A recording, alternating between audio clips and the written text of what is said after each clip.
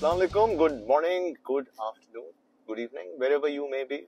Welcome to another episode of On the Go. मैं हूँ आतिफ और मेरे साथ है मौजूद the one and only but not lonely Danish.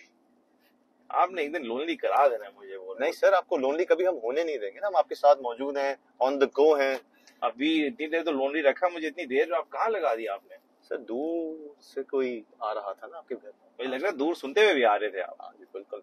आज के शो में हम बात करेंगे about a man who is considered to be the gentleman of Pakistani pop, a legend, a pioneer who probably is one of the pioneers जिन्होंने Pakistani pop music industry जो आज खड़ी हुई है उसमें बड़ा मेजर रोल प्ले किया है. फैसल कपाडिया.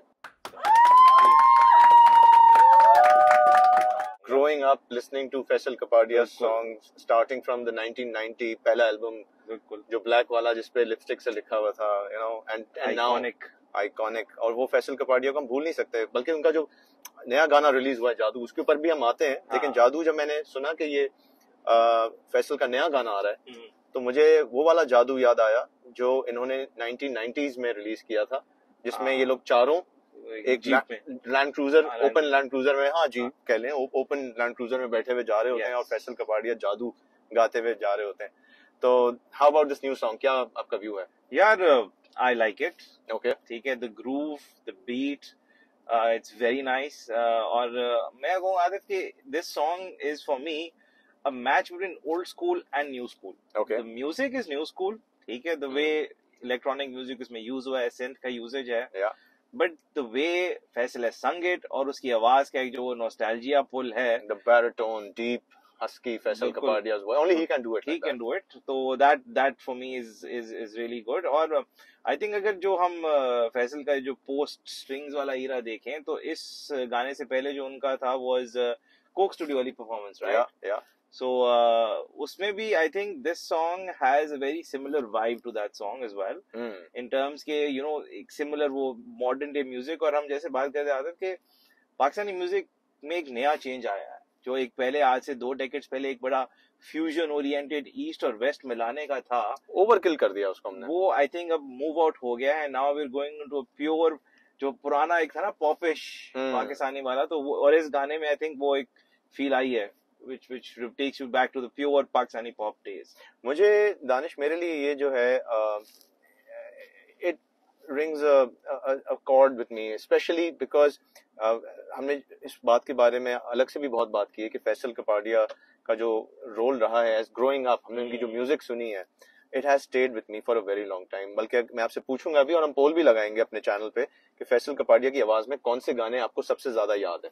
तो दैट वुड बी इंटरेस्टिंग. लेकिन फैसल की खुद की जो journey, it starts 43 years ago. Not many people know about it. इनका एक पहला प्रोग्राम आया था सारे दोस्त हमारे, वो पीटीवी पे 43 years ago आया था. That was his first appearance. और फिर obviously his evolution from becoming integral part of Strings, and then फिर कोक स्टूडियो में जो उनका रोल था एज अ प्रोड्यूसर, वहां से और फिर ये कोक स्टूडियो 14 के अंदर फिर मिलेंगे जो परफॉर्मेंस थी with young stunners. I think that was a breakthrough song. और मुझे दानिश ऐसा लगने लगा है कि फैसल कपाडिया की एक ये एवोल्यूशन है. You know what I was dreading जब स्ट्रिंग्स का ब्रेकअप हुआ था 2 साल पहले, कि I think we might lose them forever. मतलब वो अब हम देख नहीं पाएंगे. तो वो जो एक, I think this is a journey of exploration for Faisal Kapadia, जहाँ पे वो अपने आप को एक्सप्लोर करना चाह रहे हैं नए आर्टिस्ट के साथ, नई साउंड्स के साथ. बिकॉज स्ट्रिंग्स की एक सिग्नेचर साउंड थी, you know, synthesiser based. Towards the end वो रॉक ओरिएंटेड हो गई थी, थोड़ी इलेक्ट्रिक पॉप थी. वो चीज मुझे लग रहा है कि Faisal is now trying to experiment and do those things जो as a member of Strings he could not do.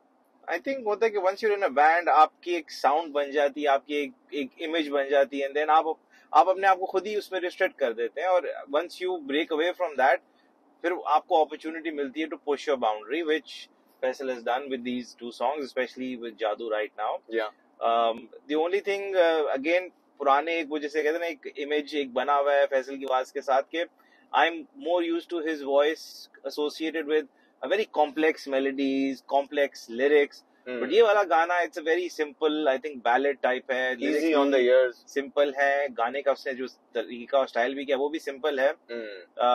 But you know अगर एक होता है ना कि दिल की चाहत है कि hopefully any later song that he does brings back that complex melodies and the complex notes and scales that he's done in the past, with adding in lyrics, क्योंकि जो मेरे लिए हमेशा एक चीज सेट अपार्ट करती थी इनके गाने and all was the lyrics, क्योंकि मेरा एक हमेशा था कि पाकिस्तान में लोग लिरिक्स को अंडरमाइन कर देते हैं, और लिरिक्स जो है मेरे लिए वो एक गाने को बनाते हैं लेजेंडरी स्टेटस, बिकॉज एक गाने की जो बीट है ना, that hooks you in, the melody keeps you, the voice makes you want to hear it again and again, क्या बात है, but lyrics जो है ना वो उसको अमर कर देते हैं, उसको everlasting कर देते हैं। I agree. लेकिन एक चीज और भी हुई है ना Danish, we have to understand and appreciate one thing. पिछले मेरे ख्याल में 10 साल के अंदर, या if not 10 years then probably 6 years 7 years, a lot of evolution has happened. अब हम देखते हैं कि जो डिजिटल प्लेटफॉर्म्स हैं उन वो कितना 6 साल पहले ऐसे नहीं थे जितने अब हो गए। हम जैसे आज हम YouTube पे शो कर रहे हैं, we couldn't have done it on mainstream TV, right? तो because हम भी न्यूबीज ही हैं, तो हम करना चाहेंगे पर कोई लेता नहीं उस टाइम पे।